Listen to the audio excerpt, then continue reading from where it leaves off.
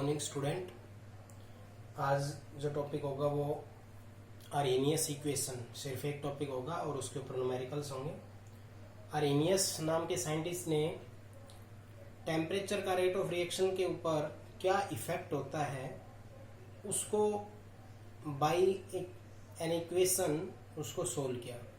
Theoretically आप पहले ही जान चुके थे कि जैसे ही हम टेम्परेचर बढ़ाते हैं तो हमारे रिएक्शन की स्पीड बढ़ने लग जाती है, और हमने ये बताया था कि at every 10 degree Celsius the rate of reaction is double.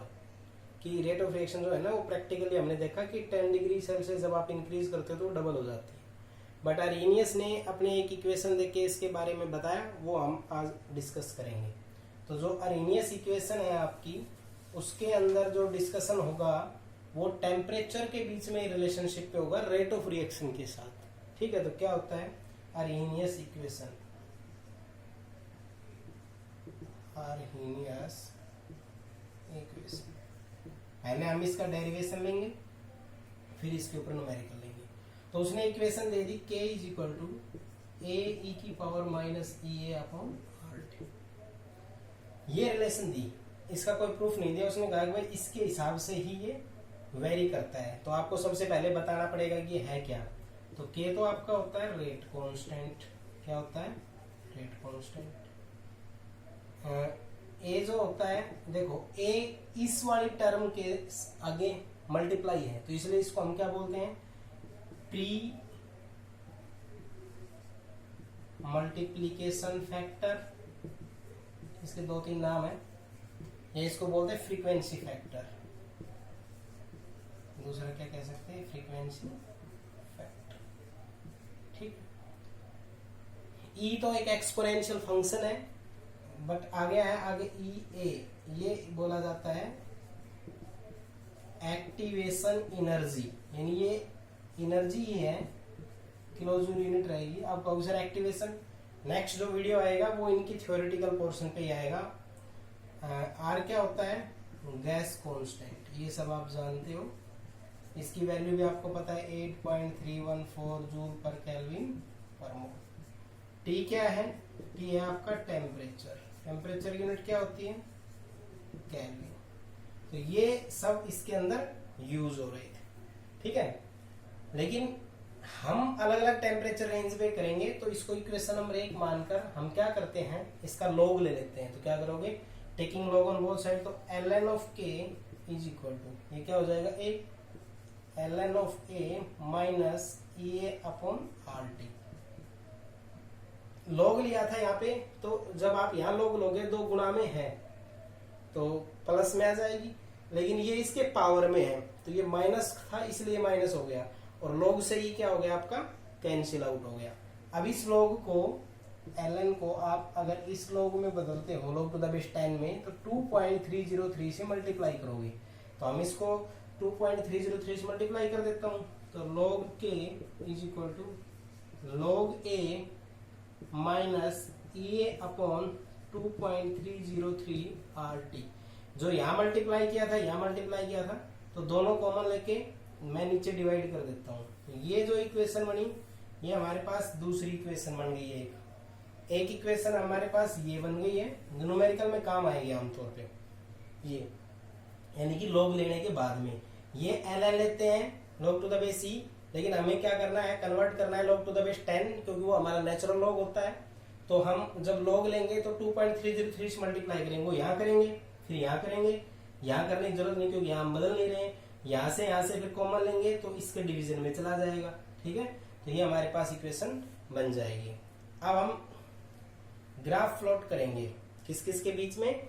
log k और ये नीचे है 1/t, तो log k और 1/t के बीच में, log k और 1/t के बीच में हमने ग्राफ प्लॉट किया। ठीक है, तो ग्राफ देखो log k है और 1/t है, 1/t के बीच में ग्राफ प्लॉट कर रहे हैं। तो हम इसको इक्वेशन ऑफ स्ट्रेट लाइन से अगर हम कंपेयर करेंगे तो y is equal to M X plus C के इक्वलेंट आ जाएगा। ठीक है, तो हमारे पास m ये है एक प्रकार से, ये जो है आपका, ये क्या रहेगा आपका? m रहेगा विद नेगेटिव साइन, और c जो इंटरसेप्ट होगा वो क्या होगा? log a। तो इंटरसेप्ट होगा इसमें, क्योंकि log a है तो इंटरसेप्ट होगा। तो तो जो वैल्यू कांस्टेंट से स्टार्ट होगी तो ये तो इंटरसेप्ट होगा, इसको तो कहेंगे हम log ऑफ a। ठीक है, ये इस तरह से इसके अंदर ग्राफ आएगा। और जो ये ग्राफ में इस तरह का एंगल बना हुआ है तो इसका अपना कोई ना कोई स्लोप होगा, तो वो स्लोप किसके बराबर होगा, वो होगा -EA/2.303 -EA/2.303 r। ये आपका क्या रहेगा, इसका स्लोप रहेगा। तो क्या है कि कई बार न्यूमेरिकल में देखा गया है, वो आपसे स्लोप अगर पूछ लेता है तो आप अलग से ध्यान रखें, स्लोप का जो फॉर्मूला होगा वो होगा -EA/2.303 r। t नहीं होगा क्योंकि जो यहाँ पे 1 है और ये t है, इसको तो हम ग्राफ में ले रहे हैं और log k के बीच में ले रहे हैं, और इस इक्वेशन का y=mx + c से कंपेयर कर रहे हैं। तो m क्या हो गया, m आपका हो गया -EA/2.303, और जो c इंटरसेप्ट वो कितना हो गया, log a। इंटरसेप्ट मतलब इस एक्सिस पे कांस्टेंट टर्म पे है तो log a, यहाँ पे ये तो इसका इंटरसेप्ट हो गया। और जो इसका स्लोप का मतलब इसका एक प्रकार से कितना ढलान होगा, यही होता है, तो वो आपका कितना होगा -EA/2.303 r। तो यहाँ पर जो आपके पास ये है, ये एक्टिवेशन एनर्जी है, r है ये गैस कांस्टेंट है। ठीक है, गैस कांस्टेंट की वैल्यू 8.314 होती है और एक्टिवेशन एनर्जी फिक्स नहीं होती। एक्टिवेशन जो एनर्जी होती है वो आपकी एक कैलकुलेटेड वैल्यू होती है जो आप न्यूमेरिकल से निकालेंगे। ठीक है, तो ये आपका ये टर्म है। अब हम इसको अलग अलग टर्म कंडीशन पे देखते हैं। अलग अलग कंडीशन पे कैसे देखते हैं, तो जो ये आपके पास स्लोप है, इसको मैं थोड़ा छोटा लिख देता हूँ क्योंकि अभी इसको स्लोप आपकी रहेगी -EA/2.303 r। अब हम इसको अलग अलग टेम्परेचर रेंज पे लेके चलते हैं। कैसे, जब रेट कांस्टेंट आपका मान लो K1 है, उस टाइम पे टेम्परेचर है T1, फिर मैं इस रेट कांस्टेंट को कर देता हूँ K2, तो टेम्परेचर चेंज होकर कितना आ जाएगा, T2। तो इस इक्वेशन को अंदर रखो आप, तो ये आ जाएगा log के ln K1 is equal to ln A minus EA/RT1। Equation number 1 रही। दूसरी कंडीशन रख दो, ln K2 is equal to ln A minus EA/RT2। कहने का मतलब ये है, आप यहाँ K की जगह K1 रखोगे क्योंकि आपको पता है रेट कांस्टेंट टेम्परेचर पे डिपेंड करती है। अब मान लेता हूँ कि रेट कांस्टेंट K1 उस टाइम पे टेम्परेचर हमारा T1 है, फिर K2 है तो टेम्परेचर T2। मैंने वो दो कंडीशन रख के हमने इसको दो इक्वेशंस में हम इसको ले आए। अब हम क्या करते हैं, इन दोनों इक्वेशंस को सब्ट्रैक्ट कर लेते हैं। क्या कर लेते हैं, सब्ट्रैक्ट। आप 1 में से 2 सब्ट्रैक्ट करो, 2 में से 1, इससे कोई फर्क नहीं पड़ता। मैं 2 में से 1 सब्ट्रैक्ट कर रहा हूँ, तो ये हो जाएगा ln K2 minus ln K1। ठीक है, ये जब आप इसमें से इसको घटाओगे तो कैंसिल आउट हो जाएगा। अब इसमें से इसको घटाओगे तो ये वाली वैल्यू तो क्या रहेगी, EA/RT2 माइनस ये करेंगे तो ये तो हो जाएगा प्लस EA/RT1। तो इसको मैं सोल्व करता हूँ, log m minus log n, log m minus log n, ये होता है log m बाई n। तो इसको क्या लिख दूं, log K2 by K1 is equal to, ये क्या हो जाएगा, EA/R आ गया है बाहर, यहाँ क्या हो जाएगा 1/T1 में आगे ले लेता हूँ 1/T2। एलसीएम ले लो, 2.303 से मल्टीप्लाई कर दिया, log of K2 divided by K1 is equal to EA/R, ये हो जाएगा T2 minus T1 divided T1 by T2। यानी इसका एलसीएम ले लिया। इसको नीचे ले आता हूं तो क्या हो जाएगा, log of K2 by K1 is equal to EA/2.303 R T2 minus T1 divided by T1 T2।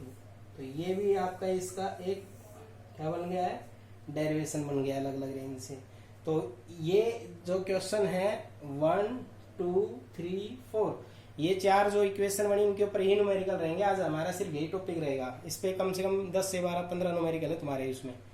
तो क्या करोगे, इस पार्ट को समझाता हूँ दोबारा से। अलग अलग कंडीशन पे ले रहा हूँ इस इक्वेशन को, ठीक है। चाहे आप इसको ले लो चाहे इसको ले लो, अगर इसको लोगे तो लास्ट में इसको बदलना नहीं पड़ेगा, इसको लोगे तो लास्ट में बदलना पड़ेगा। तो आप K1 और T1 पे लेके चलो, तो ये K1 ये इक्वेशन नंबर 1 हो गई, या K2 और ये 2 हो गई। 2 में से एक को सब्ट्रैक्ट कर दो, तो इसमें से इसको घटा दिया, इसमें से इसको घटा दिया, इसमें से इसको घटा दिया, तो ये तो कैंसिल आउट हो गया, इसमें से घटाया तो ये माइनस माइनस क्या हो गया, प्लस हो गया। अब आपने क्या करना है, ln log m minus log n क्या होता है, log m बाई n, ये फॉर्मूला यूज कर दो। तो ln k2 by k1 is equal to EA upon R, तो कॉमन आ गया, तो ये क्या बचा है 1 by T1 minus 1 by T2, इसका ले लो एलसीएम, तो इसका एलसीएम लेंगे तो T1 T2 एलसीएम आ जाएगा, तो यहाँ क्या आ जाएगा T2 और यहाँ क्या आ जाएगा T1, और इस log से यानी कि log to the base e से log टू द बेस 10 में जब हम जा रहे हैं तो 2.303 से मल्टीप्लाई करेंगे, तो मैंने ये यहाँ पर मल्टीप्लाई कर दिया और ln की बजाय क्या लिख दिया log, ये वाली वैल्यू में नीचे ले गया, ठीक है। तो ये जो इक्वेशन बनी ये भी अरेनियस इक्वेशन है, ये भी अरेनियस इक्वेशन है, ये log लेने के बाद अरेनियस इक्वेशन है, ये इसका स्लोप है, ये दो अलग अलग टेम्परेचर के ऊपर अरेनियस इक्वेशन है। इन चारों के अंदर मैं सभी के सभी टर्म्स के बारे में बता देता हूं। के जहां भी यूज हो रहा है इन चारों इक्वेशंस में, के इज रेट कांस्टेंट, क्लियर। इन सारी इक्वेशन में जैसे आर आर आर, यहाँ पर ये आर है, यहाँ पर ये आर गैस कांस्टेंट है, इसकी वैल्यू ये होगी 8.314, क्लियर। इसके बाद टी क्या है, टेम्परेचर, ये टी क्या है, टेम्परेचर, T1 क्या है टेम्परेचर, T2 क्या है टेम्परेचर, ठीक है, टेम्परेचर केल्विन में होगा। K1 और T1 और T2 के बारे में थोड़ा ध्यान रखना कि T1 टेम्परेचर होता है तो रेट कांस्टेंट K1 होता है, T2 टेम्परेचर होता है जब रेट कांस्टेंट K2 होता है। क्यों होता है, क्योंकि टेम्परेचर चेंज करने से रेट ऑफ रिएक्शन की स्पीड ज्यादा हो जाती है। EA जहां भी यूज हो रहा है, EA है और इसमें EA है, तो EA is A for activation, energy of activation, जो इसको बोलते हैं क्या बोलते हैं इसको, एक्टिवेशन एनर्जी, जिसको आप यूनिट किस में लोगे, जूल या किलो जूल में, ठीक है। और आपके पास K1 K2 क्या हो गया, रेट कांस्टेंट, T1 T2 क्या हो गया, टेम्परेचर, E क्या हो गया, एक्टिवेशन एनर्जी, R क्या हो गया, गैस कांस्टेंट। गैस कांस्टेंट की वैल्यू फिक्स है। यहाँ पर K क्या है, रेट कांस्टेंट, A क्या है, प्री मल्टीप्लीकेशन फैक्टर या frequency factor, E exponential function है, E activation energy, R gas constant, T temperature. यहाँ पर अगर लें तो K कांस्टेंट रेट, यहाँ पर pre frequency factor, activation energy, rate constant, temperature. यहाँ की बात करें slope minus sign, E is activation energy, R gas constant. यहाँ की बात करें K1 and K2 is the rate constant, T1 and T2 their temperature, E is activation energy, R is gas constant. तो ये मैंने चारों फॉर्मूले इसी एक इक्वेशन, ये सारे अलग अलग पार्ट है अरेनियस इक्वेशन से, तो इनको आपको यहाँ पे बता दिया है। अब एक छोटा सा फॉर्मूला कई न्यूमेरिकल्स के अंदर काम आ जाता है, वो मैं और बता देता हूं आपको।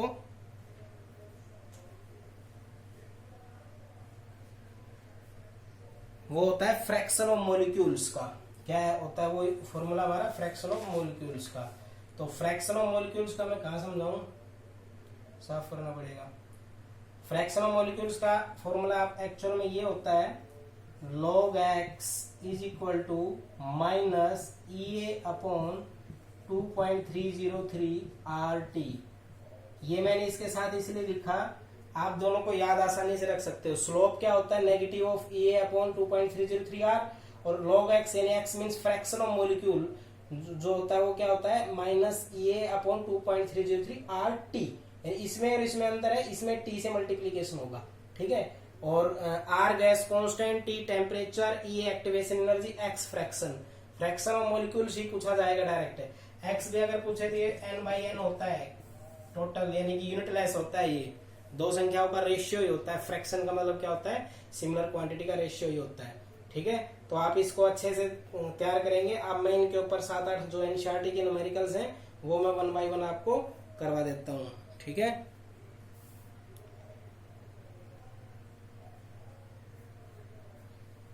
क्वेश्चन क्या है, the rate of A reaction double for an increase of 10 degree in absolute temperature kelvin. क्या कह रहा है कि हमारे पास T1 टेम्परेचर है 298 केल्विन।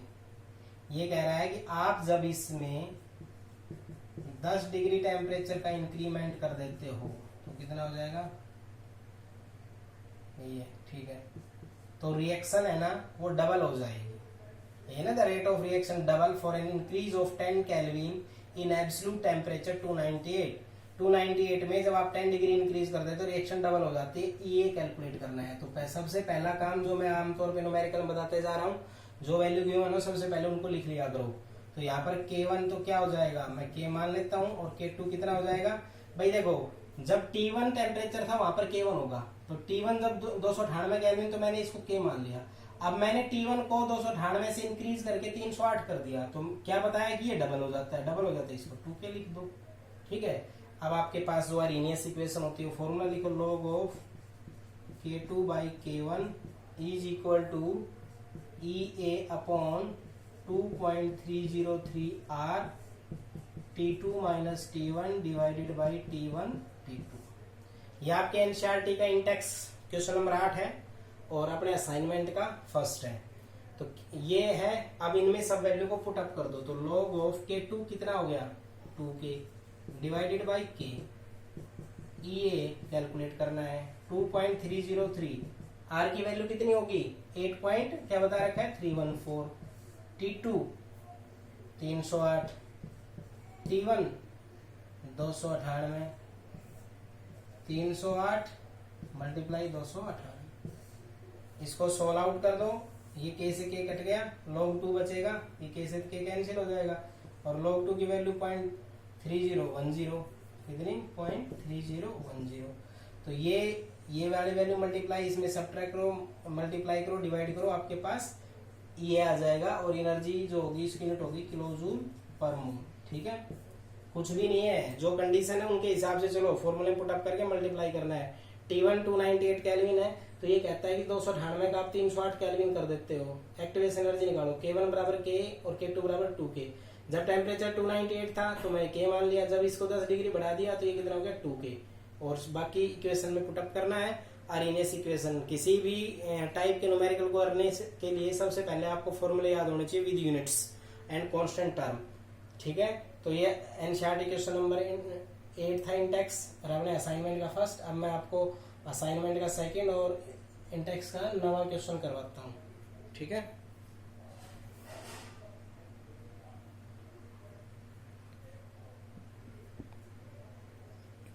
अब इंडेक्स का क्वेश्चन नंबर जो 9 है असाइनमेंट का सेकंड, वो ये है the activation energy for the इस रिएक्शन के लिए the activation energy for reaction 2HI is equal to H2 plus I2 is this. तो ये एक्टिवेशन एनर्जी दे दी उसने, ये is equal to 209.5 kilo joule per mole at 581 kelvin temperature. जो गिवन है उनको लिखते जाओ आप, मुझे खुद नहीं पता कि क्या पूछ रहा है। आप कोई स्टेप तो शुरू करोगे ना, जो वैल्यू गिवन उनको लिखना शुरू करो, फिर पूछता क्या है उसी हिसाब का फॉर्मूला यूज करोगे। Calculate the fraction of molecule, तो फ्रैक्शन ऑफ मॉलिक्यूल पूछा है, यानी कि x पूछा है।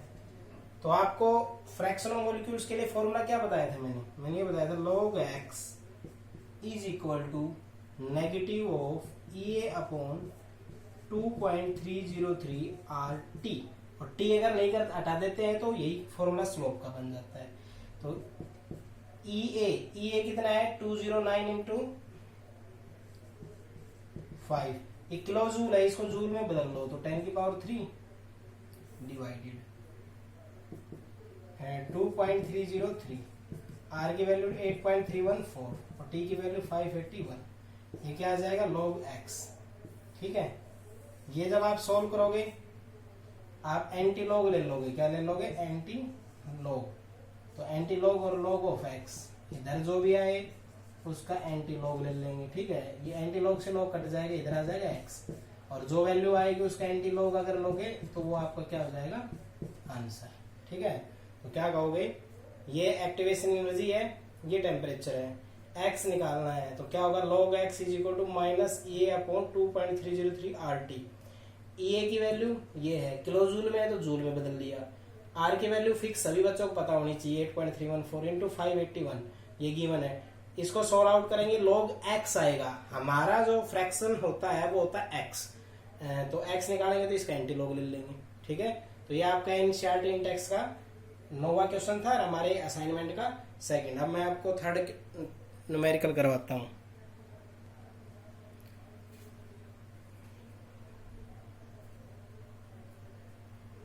अब ये आपके पास है question number 23 NCERT. Voice tap use करनी है। क्या पूछा है क्या नहीं पूछा वो बाद में देखना। The rate constant for decomposition of hydrocarbon is this. तो रेट कांस्टेंट बोल रहा है मीन्स के इज इक्वल टू 2.48 10 की power -5 second inverse. Second inverse unit है तो फर्स्ट ऑर्डर को फॉलो करता है। At 546 kelvin temperature. तो ये कितना हो गया 546 kelvin temperature. If activation energy is this. Activation energy दे रखा है 179.9 किलो जूल है। इसको जूल में बदल लो 10³ joule per mole. What is the value of pre multiplication factor. Pre multiplication factor हो या फिर फ्रीक्वेंसी फैक्टर वो होता है ए। ये निकालना है। फॉर्मूला जो था उसमें इसको पुटअप करना है। तो क्या था फॉर्मूला वो log of K is equal to log of A plus A upon 2.303 RT।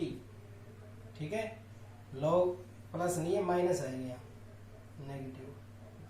ठीक है log K is equal to log A minus A upon 2.303 RT। ये आपके पास फॉर्मूला है। अब आपको ये वाला निकालना है।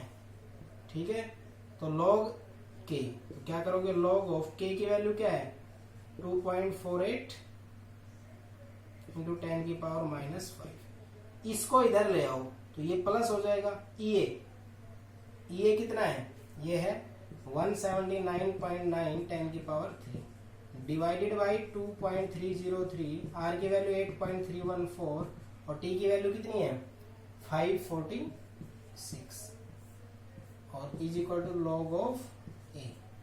इसको जब आप सोल्व कर लो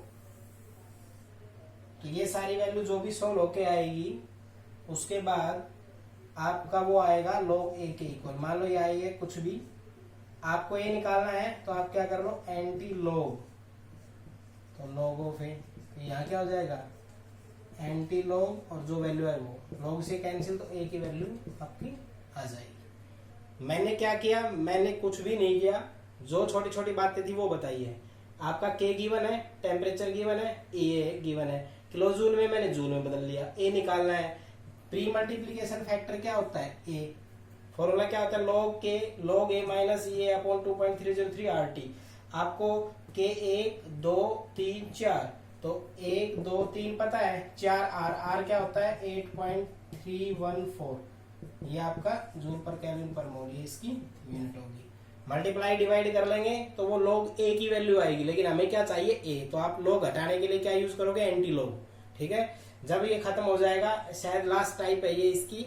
इसके बाद एक दो जो भी लेक्चर आएगा वो थ्योरेटिकली है। तो आपको लास्ट एंड में मैं log टेबल देखने भी बता दूंगा एक बार। ठीक है बट ऐसा न्यूमेरिकल आएंगे जिनकी log वैल्यू आपको पेपर में ही दे देते हैं। अगर इसको जब सोल्व करोगे ना इसकी वैल्यू सोल्व करने के लिए वो पेपर में ही दे देगा। ठीक है अभी क्योंकि log टेबल दी नहीं जाती आमतौर पेपर में तो वो स्टैंडर्ड वैल्यू यूज होगी। वो स्टैंडर्ड वैल्यू आप खुद सोल्व कर दोगे। log 1 से लेकर log 10 तक की वैल्यू और उससे भी बड़ी वैल्यू को निकालना कैसे उसके लिए मैं अगले लेक्चर में या उसे नेक्स्ट लेक्चर में बता दूंगा। ठीक है अब मैं आपको एनसीईआरटी का नेक्स्ट न्यूमेरिकल करवाता हूँ। ये आपके एनसीईआरटी का क्वेश्चन नंबर 26 है अपने असाइनमेंट का 4। क्वेश्चन है the decomposition of hydrocarbon follow the equation. और इक्वेशन गिवन है के इज इक्वल टू इस इक्वेशन को लिख लो के इज इक्वल टू 4.5 10 की पावर 11 सेकेंड इनवर्स ई की पावर -28,000 केल्विन अपॉन टेम्परेचर। ठीक है ए कैलकुलेट करना है आपको। तो आप इसका ए कैलकुलेट करोगे लेकिन इस इक्वेशन को है ना अरिनेस इक्वेशन से कंपेयर कर दो। क्या था के बराबर ए ई की पावर -ए अपॉन RT। ये आपको निकालना है। ये इक्वेशन जो थी इसको 1 मान लो। इसको मैंने लिखा ये फॉर्मूला अपनी तरफ से। ये फर्स्ट फॉर्मूला जो बताया था इसको इक्वेशन नंबर 2 और दोनों को कंपेयर कर दो। जब आप कंपेयर करोगे देखो केयर के इक्वल है तो ये पूरा इक्वल होगा। तो इसको पूरे को इक्वल रख दो ना तो क्या हो जाएगा ए है ये 4.5 तो ए की वैल्यू तो सीधे तौर पे आ गई 4.5 10 की पावर 11 सेकेंड इनवर्स। और ये ई है इसके इक्वल रख दो तो ई भी सेम तो ऊपर वाला क्या है -ए अपॉन RT। ये क्या था अपना माइनस है और ये क्या है हमारे पास -28,000 केल्विन अपॉन टेम्परेचर। ठीक है, अब क्या करें हम, सबसे पहले तो ये माइनस से तो माइनस कट गया, टी से टी कट गया, अब बचा ई निकालना है। ई ये क्या होगा 28,000 इंटू के, और के की वैल्यू ये है, सॉरी आर, क्या है आर, आर की वैल्यू कितने होते हैं 8.314। इसको जब हम मल्टीप्लाई कर देंगे तो ये जो यूनिट इसकी भी आएगी वो आएगी, एक्टिवेशन एनर्जी है कि तो जूल पर मोल, किलो जूल पर मोल में ये यूनिट आ जाएगी। ठीक है, तो हमने कोई खास नहीं किया, जो इक्वेशन थी उसको लिखा, के बराबर ए ई की पावर माइनस ई अपॉन आर टी से कंपेयर किया, लेफ्ट इक्वल है राइट इक्वल होगा, तो इस ई के साथ प्री मल्टीप्लीकेशन फैक्टर ए है, लेकिन इस ई के साथ ये है, इसका मतलब ये इक्वल होगा, ये मैंने ये लिख लिया। अब ई की वैल्यू ये क्या थी, ई सेम है, ई सेम है, माइनस ई अपॉन आर टी मैंने रखा था, माइनस ई अपॉन आर टी, और इधर क्या रखा माइनस 28,000 केल्विन अपॉन टी। तो माइनस से तो माइनस को कैंसिल कर दिया था, टी से टी से कैंसिल हो गया, और आर को उधर मल्टीप्लाई करेंगे तो आर की वैल्यू 8.314, इस 28,000 की आर की मल्टीप्लाई कर दोगे तो आपके जो भी मल्टीप्लीकेशन के बाद आएगा वो आपका एक्टिवेशन एनर्जी होगा। ठीक है, तो इसको आप इस तरीके से सोल्व करोगे, कंपेयर करना है इक्वेशन से। अब क्वेश्चन नंबर ये 27 है आपके एनसीईआरटी का, अपने असाइनमेंट का 5वां। ये कह रहा है the rate constant for first order decomposition of H2O2 is this. First order के लिए गिवन है, एक्टिवेशन एनर्जी निकालना है, हाफ लाइफ ये गिवन है, और टेम्परेचर निकालना है। तो इक्वेशन दिया है तो इक्वेशन से कंपेयर करो इसको आप। तो इक्वेशन लिख लो सबसे पहले, लॉग के 14.34 माइनस 8.25 10 की पावर 4 केल्विन अपॉन टेम्परेचर। इसको इक्वेशन नंबर 1 नाम देकर इसको कर दो log K is equal to log of A minus, क्या आया था वो फॉर्मूला, ध्यान है, लॉग के जैसे के बराबर ए ई की power minus A upon R T होता है, उसका क्या आएगा ये फॉर्मूला, ये आ जाएगा लॉग के log A minus E A upon 2.303 R T, ये क्वेश्चन नंबर हो जाएगा 2। कंपेयर करो ये दोनों इक्वल, तो लॉग ए तो किसके बराबर आ गया 14.34, क्लियर। इसको कंपेयर करो तो ये हो जाएगा minus E A upon 2.303 R T is equal to minus 1.25 10 की पावर 4 और अपॉन टी, क्लियर। इसको आप कंपेयर कर लो भाई। अब कंपेयर करके हम दिखाते हैं, तो नेगेटिव से तो नेगेटिव कैंसिल हो गया, टेम्परेचर से टेम्परेचर कैंसिल हो गया। अब हमें निकालना ये है, तो क्या करेंगे, इसको उधर मल्टीप्लाई कर देंगे, 1.25 10 की पावर 4 2.303 और आर कितना हो जाएगा 8.314। तो ये किलो जूल पर मोल में आपका क्या जाएगा एक्टिवेशन एनर्जी। तो हमारे पास जो पहला स्टेप था कैलकुलेट ये, वो आप आसानी से कर सकते हैं। कैसे, जो इक्वेशन है उसको इस इक्वेशन से कंपेयर करो, तो ये दोनों इक्वल, तो ये इसके इक्वल होगा। हालांकि ये पूछा नहीं, प्री मल्टीप्लीकेशन फैक्टर भी पूछ सकता है, तो आप इसका एंटीलॉग लेके कर दोगे। इसको कंपेयर करेंगे तो ये नेगेटिव आया था, और इसमें ये साथ में टेम्परेचर था, और इसमें ये था, तो नेगेटिव से नेगेटिव कैंसिल हुआ था हमारा, टेम्परेचर से टेम्परेचर कैंसिल हुआ था। निकालना क्या था हमें, ये दोनों वैल्यू इधर मल्टीप्लाई हो जाएगी, तो आर की वैल्यू 8.314 है, बाकी सब कांस्टेंट टर्म में इनको मल्टीप्लाई डिवाइड तो करना ही नहीं है, मल्टीप्लाई करोगे तो आपके एक्टिवेशन एनर्जी आ जाएगी। अब आपका हाफ लाइफ दिया है तो सिंपल सा है, पहले भी न्यूमेरिकल बता चुका, अगर आपका हाफ लाइफ दिया हो तो आप वहां से क्या निकाल सकते हो, के निकाल सकते हो। क्या निकाल सकते हो फर्स्ट ऑर्डर के लिए, के कितना 0.693 upon half life P half, तो कितना हो जाएगा ये 0.693 अपॉन 256, तो ये के की वैल्यू आपके आ जाएगी 0.693 अपॉन 256। तो ये आपके फर्स्ट ऑर्डर है तो सेकंड इनवर्स यूनिट रहेगी। ठीक है, तो ये आपका क्या गया है, कांस्टेंट आ गया है, के इक्वल टू 2.693 अपॉन 256। अब आपको टेम्परेचर और पूछा गया है आपसे, तो आप टेम्परेचर कैसे निकालेंगे, आपको हर वैल्यू का पता चल गया है, के यहां से आ गया, यहां रख दो इस इक्वेशन में, तो log of 0.693 upon 256 is equal to 14.34 minus 1.25 10 की पावर 4 अपॉन टी। तो यहाँ पर इनको सोल्व आउट जब आप करोगे तो आपकी किसकी वैल्यू आ जाएगी, टी की वैल्यू आ जाएगी, क्योंकि बाकी सब वैल्यू तो हमें पता है। तो सिंपल सा है, जो इक्वेशन दी है इसको अपने इस इक्वेशन अरेनियस इक्वेशन से कंपेयर करो, तो यहाँ से log A पता चल जाएगा, यहाँ से EA पता चल जाएगा। और इसने हाफ लाइफ दिया है तो आपको K कांस्टेंट पता चल जाएगा। अब K कांस्टेंट पता चल गया तो आपको टेम्परेचर पूछा है, तो यहाँ पर अगर कांस्टेंट रख देंगे तो यहाँ पे टेम्परेचर आ जाएगा।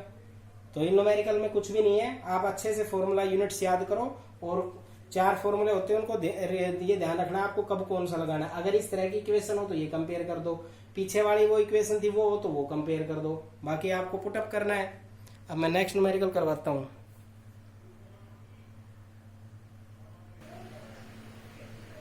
अब आपके पास है जो क्वेश्चन वो है एनसीईआरटी क्वेश्चन नंबर 30 अपने असाइनमेंट का 7। क्वेश्चन क्या कह रहा है, द रेट ऑफ रिएक्शन क्वाड्रपोल। क्वाड्रपोल का मतलब होता है क्वाड्रपोल होता है 4, यानी 4 गुना हो जाती है।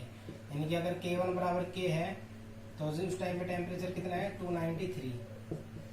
इस टेम्परेचर को बढ़ाकर हम कितना कर दें 313, तो रिएक्शन 4 गुना हो जाती है। आपको पता है ना 10 डिग्री बढ़ाने पे कितनी होती है डबल, तो 10 डिग्री और बढ़ाएंगे 20 डिग्री बढ़ाएंगे तो कितनी हो जाएगी 4 गुना। तो 293 से 313 गया तो कितना बढ़ा 10 और 10 20। एक न्यूमेरिकल स्टार्टिंग में करवाया था उसमें डबल था तो वो कितना हो रहा था 10 डिग्री। तो ये बताया हुआ है ना, the rate of reaction double when temperature जो है 10 डिग्री बढ़ जाता है, तब the rate of reaction becomes double when temperature increase 10 degree. तो ये क्या कह रहा है कि जो अपने पास टेम्परेचर है वो 4 गुना हो गया है, तो रिएक्शन क्या हुई क्वाड्रपोल। ये तो कोई ये ध्यान भी नहीं रखना, आप ये ध्यान रखो क्या बोल रहा है क्वाड्रपोल, क्वाड्रपोल 4 गुना, तो K2 कितना हो जाएगा 4K। यानी K1 टेम्परेचर इस पे K1 था तो 4 गुना हो गया तो T2 हो गया। तो क्या हो गया formula log K2 upon K1 is equal to EA upon 2.303 R T2 minus T1 over T1 T2। Put up करना शुरू करो, log 4K हो जाएगा, 1K हो जाएगा, EA 2.303 R 8.314, T2 कितना है 313 माइनस 293, 313 इंटू 293 मल्टीप्लाई डिवाइड कर लो। यहाँ पे K से K कैंसिल हो गया तो क्या बचेगा log 4, क्या बचेगा log 4। log 4 को सोल्व कर लो, ये एक्टिवेशन एनर्जी आपकी आ जाएगी। डबल का मैंने करवा दिया, 4 गुना का मैंने करवा दिया। अब एक न्यूमेरिकल और करवा देता हूँ आपको, ठीक है।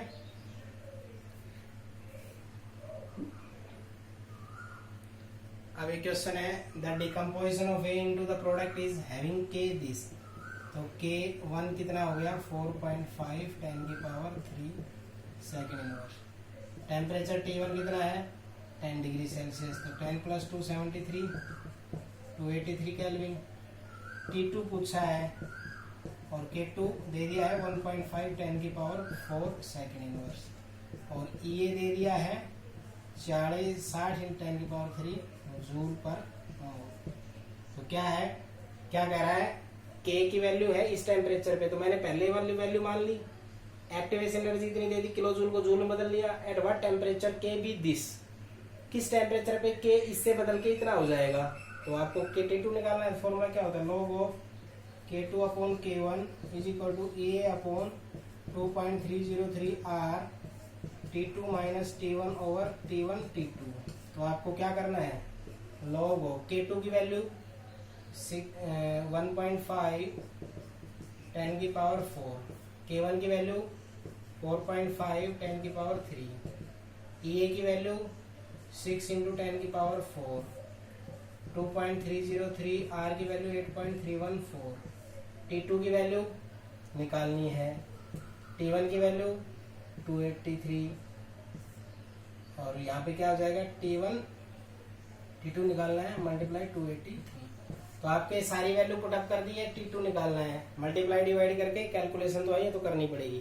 तो सीधे फॉर्मूले पे जो न्यूमेरिकल है जो घुमा फिरा के भी है वो मैंने बताया। जिस तरह के क्वेश्चंस आपके यहाँ पे आते हैं तो अरेनियस इक्वेशन और उस पे आने वाले न्यूमेरिकल्स को आप अच्छे से करेंगे।